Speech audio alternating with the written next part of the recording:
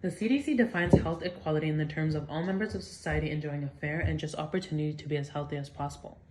And the same article, updated as recently as November 30th, 2021, states how the COVID-19 pandemic has brought social and racial injustice and inequity to the forefront of public health. People of color have in fact a higher risk of becoming ill from COVID alongside a higher death rate in comparison to white individuals. Historically, we have seen many individuals of color economically and socially disadvantaged. Currently, we can see the addition of health inequality forming through the pandemic. The idea of race, and I quote from Omi Awine, is a purely ideological construct. Race is considered to be unreal, a product of false consciousness. Concluded that those in power have constructed the idea of race to implement the idea of groups in which individuals of color can be below them economically, socially, and now even physically, health-wise. Omi Awine bring forth that there is in fact a superior race, the dominant group in society that will be inferior and will hold certain privileges in comparison to people of color. People of color throughout history face discrimination, racism, racialization, and it continues to this day. This can be translated within social structures that create segregation within communities, institutionally through schools, prisons, housing, and the labor market. Through the CDC article, and an article written by Sherida Hill Golden, a doctor of medicine in Johns Hopkins University, states multiple reasons altogether. Golden states people of color, especially African Americans, are more likely to contract and die from COVID in comparison to that of white individuals. According to media reports in Chicago, African Americans comprise a third of the city's population. Half of those individuals have tested positive for the coronavirus, and almost 3/4 of COVID-19 deaths have been that of African American individuals.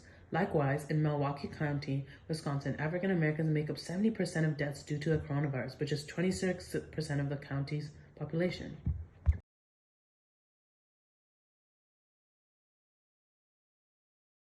Individuals of color are more vulnerable simply due to their job occupation. The majority of individuals of color are essential workers, working in environmental services, food services, the transportation sector, and home health care, risking their lives for majority white individuals that have the privilege to work from home.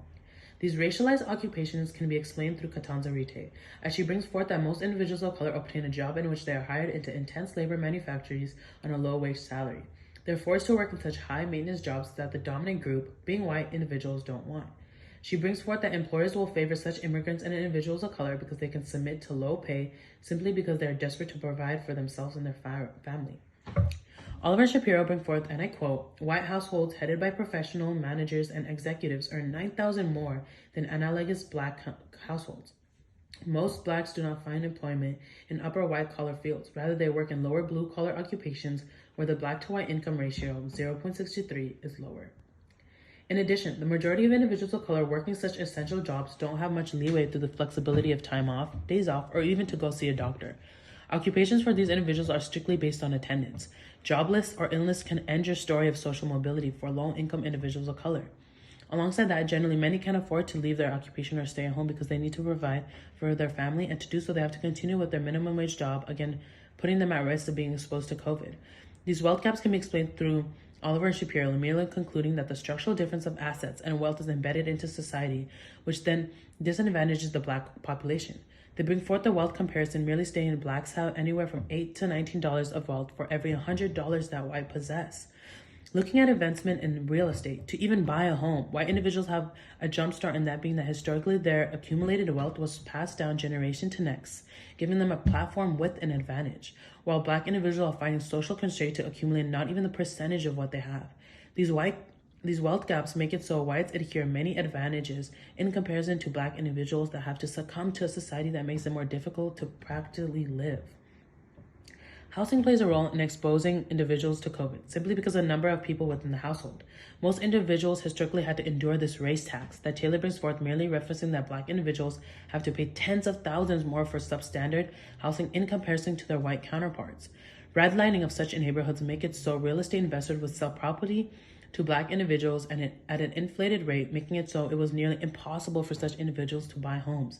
In addition, banks and corporations made it very difficult for African American populations to access mortgages and loans, while real estate workers had it infinitely easier, which then continued a cycle of white individuals buying for less, getting loans, and selling infinitely higher to black populations. This forced black individuals to buy smaller homes due to such high inflation. Thus, this can be seen today in effects of COVID. Such disparity in income leads to a housing crisis in which these individuals are forced to live in small homes with big families, leading to higher infection and death rates. Racism and racial advantages slash disadvantages. The racialization of certain individuals have never diminished completely.